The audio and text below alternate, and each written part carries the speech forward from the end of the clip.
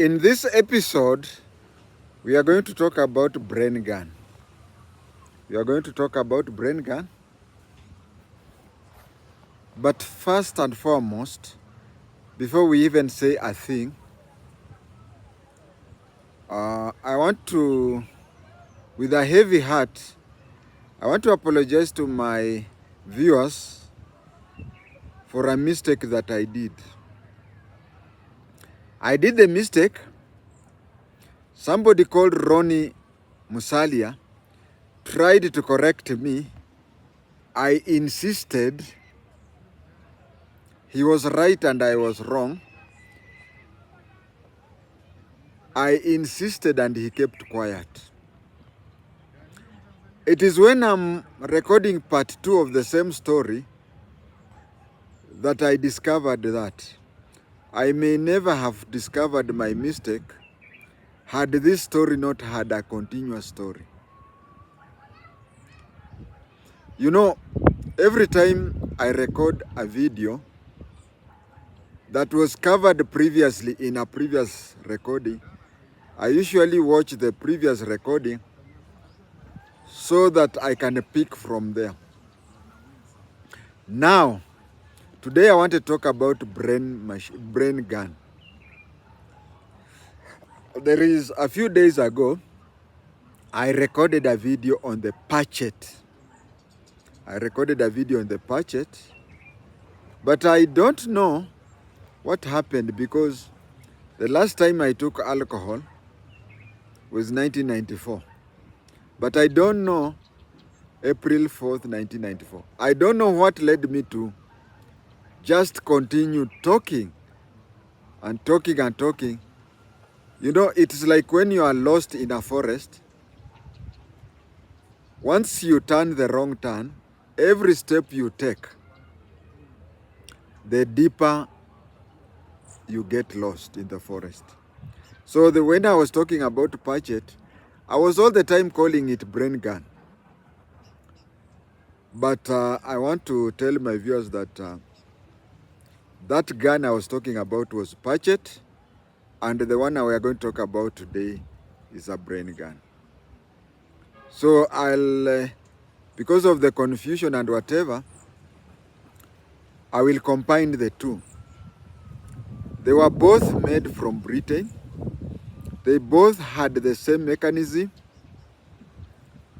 And if you have to consider BREN GUN and patchet, then you can come to the conclusion that Britain was the worst gun manufacturers in the world.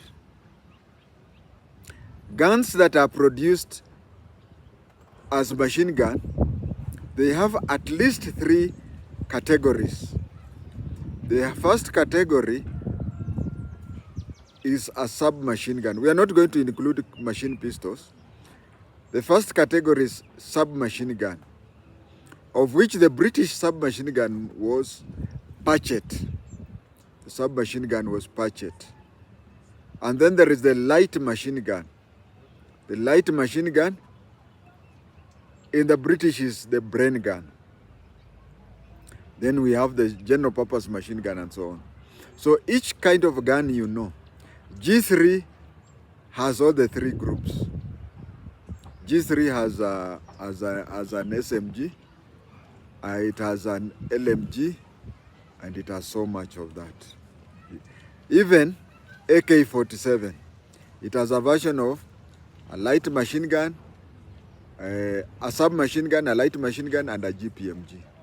So in the British system, we had, I don't know whether they still manufacture it, we had, when it comes to submachine gun, they had the patchet. The picture you saw the other time was a patchet. And the picture you'll see today is of a BREN GUN. Now, BREN GUN and patchet, one thing they had in common, which was bad, was that they did not have a mechanism of cooling down the barrel. They did not have a mechanism of cooling down the barrel. It is, you know, when the barrel becomes hot, it leads to a situation where you may be a sharpshooter, but the bullet may not follow what it is there because the barrel is very hot. So in the Patchet, that is the submachine gun, the small submachine gun, they had holes. They had holes on the side. They had holes on the side, which means which were the cooling. It could cool that one. But when it came to BREN gun, you had to go to war with several removable barrels, so that when you shoot after some time, it gets hot and you remove that barrel, place it aside to cool, and replace the barrel. It is only the BREN gun that I know of that you can interchange the barrel. But you see, with the Patchet, it had so many holes. It had so many holes to do the cooling. Lastly, what they had in common, and which was different from other guns, have you seen somebody shooting? We have something that is called blowback system. The gun pushes you back and you have to hold it with a lot of strength, otherwise it will pull you back. But when it came to Patchet,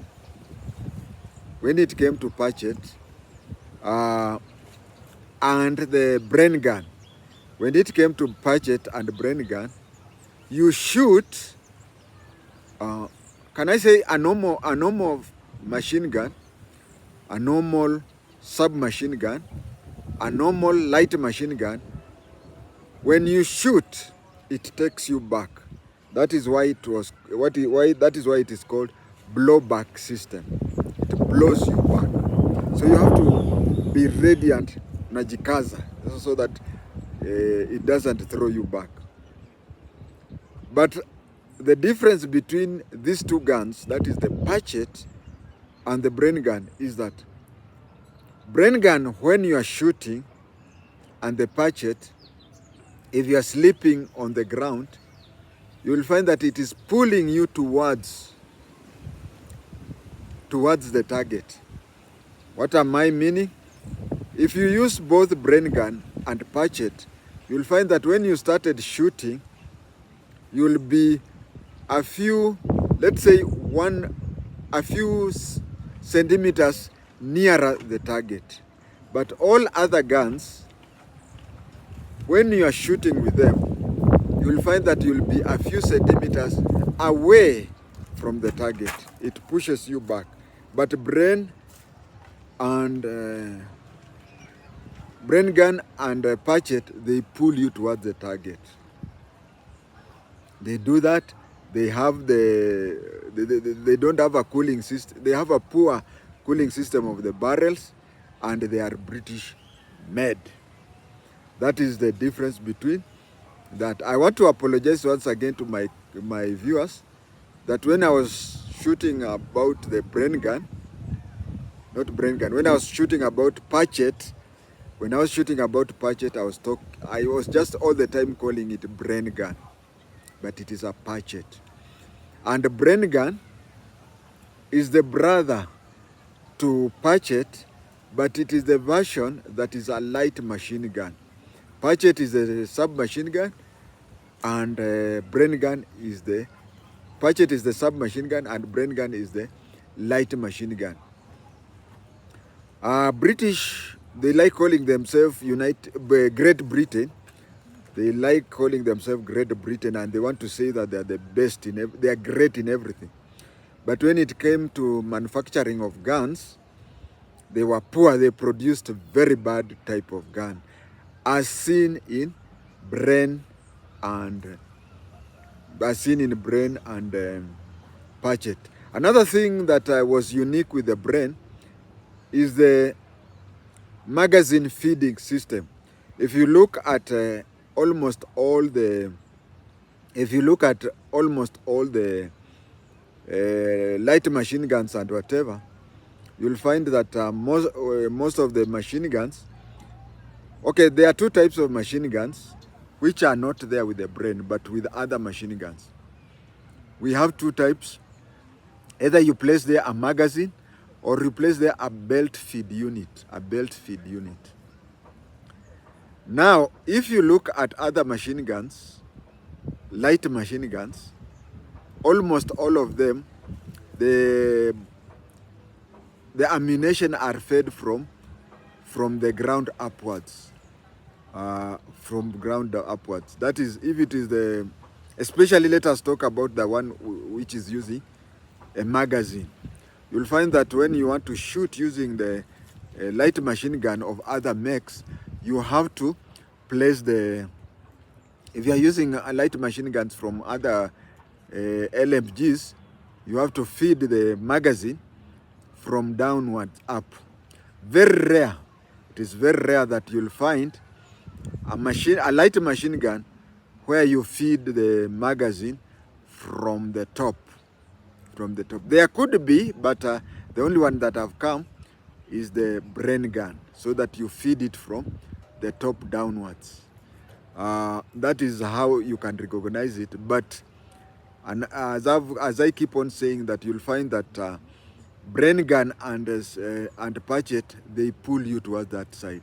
And as I said, the patchet in the other whatever, is that patchet was a very brittle gun to use. It was very brittle, in that if you are in a Land Rover or any vehicle and it hits a portal, the bullet comes out. In other guns, pistols, rifles and whatever, you are told not to place your finger in the trigger guard. It is supposed to be outside. But patchet, even if your hand is what do you call, very far from the trigger, just hit a porthole, it shoots. That is why in the patchets of those days, I don't know whether they still manufacture patchets. In the patchets, you'll never find anybody walking with a patchet while the magazine is in the magazine holder. Or in the chambers. What they used to do is they used to walk around holding a magazine on the other hand, so that should there be need, then they put it inside the magazine in the chambers and shoot. With those many remarks, that is today's lesson. Thank you.